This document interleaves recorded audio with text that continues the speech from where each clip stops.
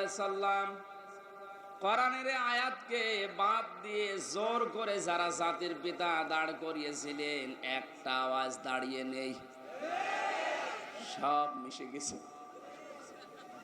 এমনকি এক্সপ্রেস ওয়ের নাম পর্যন্ত জনগণ এখন পাল্টিয়ে দিয়েছে জাতির পিতা ইব্রাহিম আলাইহিস সালাম এক্সপ্রেস ওয়ে।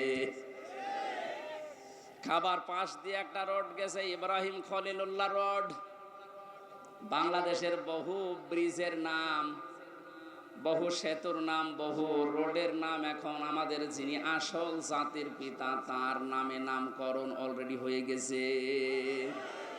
এই জন্য কোরআনের উপরে মাস্তানি করে কিছু চাপিয়ে দিতে যাবে না, ওটা টিকবে না।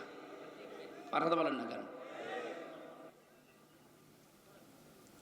কোরআনে সূরা হজের ভেতরে আল্লাহ মূর্তির বিরুদ্ধে কথা বলেছিলেন যে মিথ্যা কথা থেকে বেঁচে থাকবা আর মূর্তি পূজা থেকে বেঁচে থাকবা।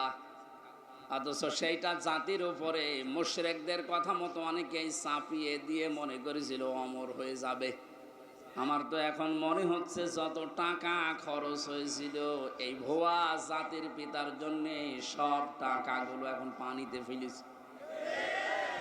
এগুলো যদি মানুষের জন্য খরচ করতেন, এই মানুষগুলোই এই লোকটার জন্য হয়তো দোয়া করলে আল্লাহ কবুল করলেও করতো, কিন্তু যা করলেন দোয়া করার মতো রাস্তাও আর তো রাখলেন না, সব নষ্ট করে দিলেন।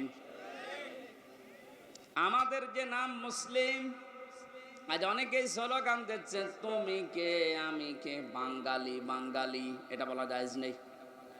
আমাদের পরিচয় বাঙালি না, আমাদের পরিচয় মুসলিম। কথা বলেন না কেন? আর দেশ হিসাবে যেহেতু বাস করি এই দেশে, এই জন্য আমরা বাংলাদেশি। এই শব্দটাকে আমি বানালাম। কোরআনে কারিমে আল্লাহ যে আয়াতের মাঝের অংশে জানিয়েছেন হুয়া সাম্মাকুমুল মুসলিমিন, এই যে হুয়া এর ফাইল বা কর্তা হযরত ইব্রাহিম নবী। আমাদের যিনি জাতির পিতা তিনি আমাদের নাম দিয়েছেন যে তোমরা মুসলিম জাতি হিসাবে তোমাদের নাম আমি মুসলমান, এটা রাখলাম। বলেন সুবহানাল্লাহ।